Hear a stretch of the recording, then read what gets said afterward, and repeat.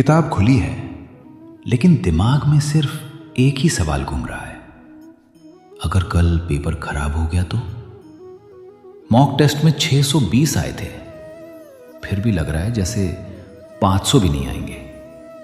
पूरा सिलेबस खत्म है, रिवीजन भी हो चुकी है, फिर भी दिल की धड़कन कम नहीं हो रही। अगर तुम भी अभी ऐसा ही महसूस कर रहे हो तो आज मैं तुम्हें एक ऐसे इंसान की कहानी सुनाऊंगा जो तुमसे भी ज्यादा डर गया था, लेकिन कुछ ही मिनटों में उसका पूरा डर खत्म हो गया। उसका नाम था अर्जुन। युद्ध शुरू होने वाला था।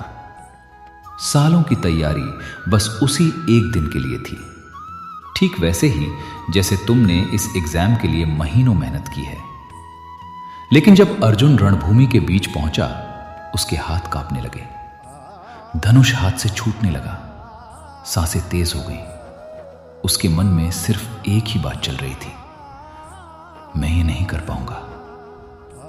अगर तुमने कभी एग्जाम हॉल में बैठकर क्वेश्चन पेपर देखते ही सब कुछ भूलते हुए महसूस किया है तो तुम अर्जुन की हालत समझ सकते हो। जिस आंसर को तुम 5 मिनट पहले तक जानते थे, वही अचानक याद नहीं आता। ठीक यही अर्जुन के साथ भी हो रहा था। उसे लगने लगा कि अब वो युद्ध नहीं जीत पाएगा। उसे पूरा यकीन हो गया कि उसकी सबसे बड़ी समस्या युद्ध है। ठीक वैसे ही जैसे आज तुम्हें लगता है कि तुम्हारी सबसे बड़ी समस्या एग्जाम है। लेकिन अर्जुन एक बात नहीं समझ पाया, समस्या युद्ध नहीं थी। तब मैंने उससे कहा, अर्जुन, तुम्हारी समस्या युद्ध नहीं है, समस्या कहीं और है।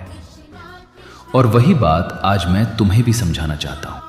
वत्स, तुम्हें लगता है कि तुम्हारी सबसे बड़ी समस्या एग्जाम है, लेकिन अगर सच में एग्जाम ही समस्या होता तो जिसने सबसे ज्यादा पढ़ाई की है उसे सबसे कम डर लगना चाहिए था। लेकिन होता इसका बिल्कुल उल्टा है। जिसने सबसे ज्यादा मेहनत की होती है वही सबसे ज्यादा घबराया हुआ होता है। चाहे कोई नीट की तैयारी कर रहा हो, जेईई, कैट, यूपीएससी, सीए या किसी और बड़े एग्जाम की। एग्जाम बदल जाता है, लेकिन डर कभी नहीं बदलता। हर किसी के मन में बस एक ही सवाल चलता है, अगर इस बार नहीं हुआ तो? यही डर धीरे धीरे तुम्हारे मन पर कब्जा कर लेता है। तुम पढ़ रहे होते हो, लेकिन तुम्हारा मन रिजल्ट वाले दिन पहुंच चुका होता है। तुम रिवीजन कर रहे होते हो, लेकिन दिमाग सोच रहा होता है, अगर पहला सवाल नहीं आया तो? अगर मैं ब्लैंक हो गया तो? अगर सब मुझसे आगे निकल गए तो? याद रखना, डर हमेशा भविष्य में रहता है, वर्तमान में नहीं। यही गलती अर्जुन भी कर रहा था। युद्ध अभी शुरू भी नहीं हुआ था, लेकिन वो अपने मन में पहले ही हार चुका था। उसे सामने खड़ी सेना नहीं डरा रही थी, उसे उस हार का डर था जो अभी हुई ही नहीं थी। ठीक यही तुम्हारे साथ भी होता है।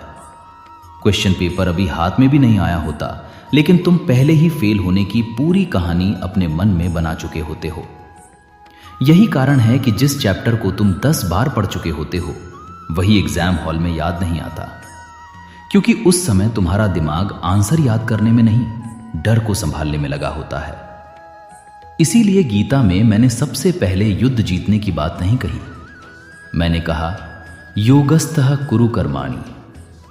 ज्यादातर लोग इस श्लोक में सिर्फ कर्म करो सुनते हैं, लेकिन मैंने उससे पहले योगस्थः कहा था, यानी पहले अपने मन को स्थिर करो, फिर अपना कर्म करो। क्योंकि जिसका मन स्थिर होता है उसे परिस्थितियां नहीं हिलाती, और जिसका मन ही डगमगा जाए उसे आसान पेपर भी कठिन लगने लगता है। यही कारण है कि कुछ स्टूडेंट्स कम पढ़कर भी अच्छा प्रदर्शन कर देते हैं, और कुछ स्टूडेंट्स सब कुछ पढ़कर भी अपना बेस्ट नहीं दे पाते। फर्क नॉलेज का नहीं होता, फर्क उस समय तुम्हारे मन की स्थिति का होता है। अब सवाल यह है, अगर मन ही हमारी सबसे बड़ी समस्या है तो उसे स्थिर कैसे करें? यही मैं तुम्हें आगे बताऊंगा।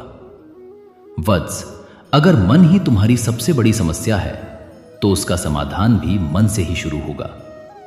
मैं तुम्हें 3 ऐसे नियम बताता हूं जिन्हें अगर तुमने अपनाया तो सिर्फ इस एग्जाम में नहीं, बल्कि जिंदगी के हर बड़े डर के सामने टिक पाओगे। पहला नियम, अपने कर्म को छोटा मत समझो। जब भी पढ़ने बैठो रिजल्ट के बारे में मत सोचो। ये मत सोचो अगर सिलेक्शन नहीं हुआ तो। अपने आप से सिर्फ एक सवाल पूछो, अगले 30 मिनट में मैं अपना सबसे अच्छा क्या कर सकता हूं। क्योंकि भविष्य तुम्हारे हाथ में नहीं है, लेकिन ये 30 मिनट तुम्हारे हाथ में है।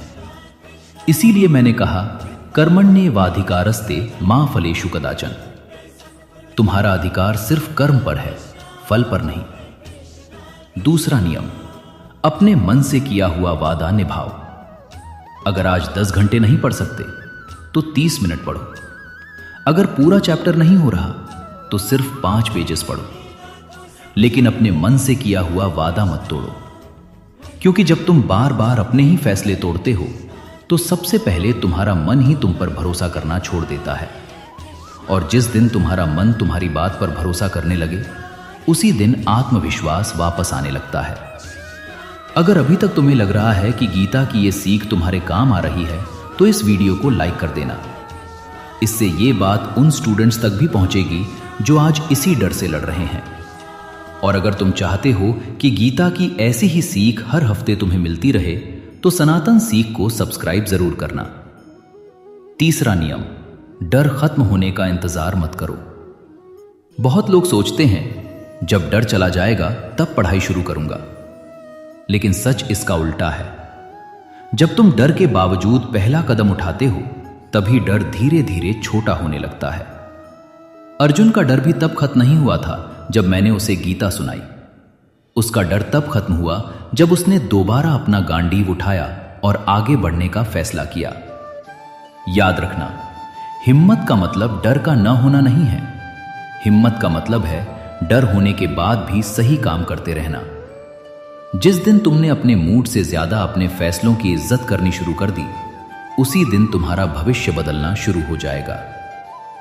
आज कमेंट में सिर्फ एक बात लिखना, मैं अपने डर से बड़ा हूं।